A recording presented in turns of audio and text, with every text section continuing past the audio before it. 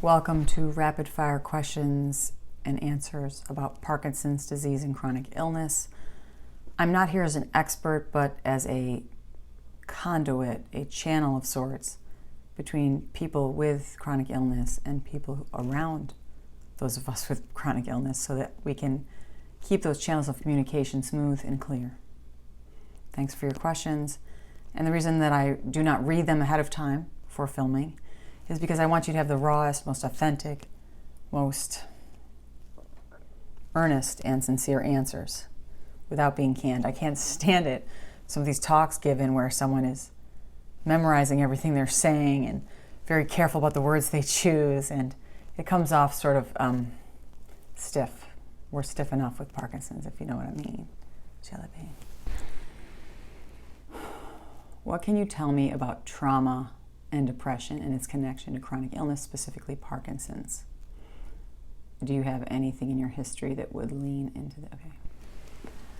Oh boy, this is a big question. I would probably point to the experts like Gabor Mate is great at explaining trauma and its connection to the body, or the body keeps the score.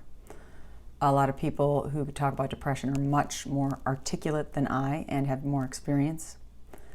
I write widely about anxiety and depression as it pertains to Parkinson's as I know it, with young onset Parkinson's and the things that we deal with. However, I have never experienced the crippling depression of not being able to get out of bed for 20 hours each day, not being able to get up to brush your teeth, not caring, wanting to die. I've never experienced that kind of depression, especially not long term. The chemical uptake and drop in Parkinson's comes partly because of the medications we often need to take to move and to function, and partly because of the disease structure itself. Depression is very real. People who have chronic depression are not lazy. You do not need to give them the riot act, run them through the be happy, the toxic positivity thing, or tell them to pick themselves up by their bootstraps or whatever else, the bullshit the things people say. That is so ignorant. In fact, the more you point it out, the more shame the person with depression experiences. Same thing with trauma, I would imagine. It's very similar. I understand trauma because I've experienced it myself. I've had PTSD myself and have had all kinds of therapy for that. It's really hard to talk about because it's very personal. However, unresolved grief, trauma, and depression that goes unnoticed and untreated is dangerous. Depression has one job: to get you alone and kill you. It's going to lie to you. It's going to break you down, isolate you, keep you from, your tribes, which is vital in the management of any disease, especially chronic disease. And it's going to try to kill you. You need to take this seriously. Please see professionals. I'm obviously not one, but I'm coming to you as someone who gets it sort of as a peer.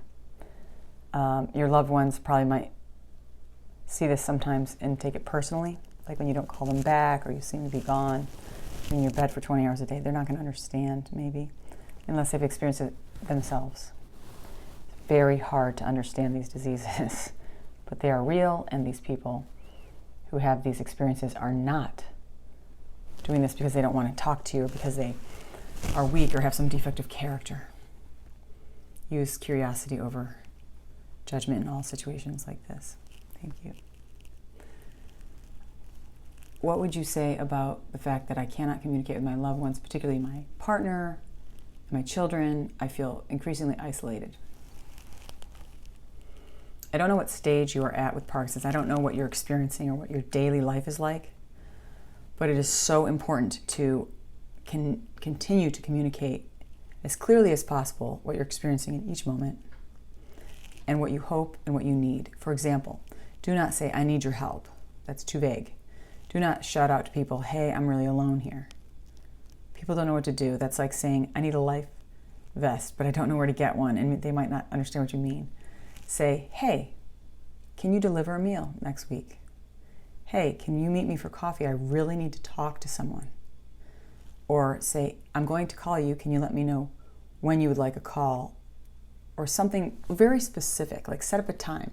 Say, "What are you doing at 3 o'clock?" Or, I know it's hard to reach out when you're feeling down, depressed, and you're sick. Chronically ill is, it's not an easy thing to do, but that's on you.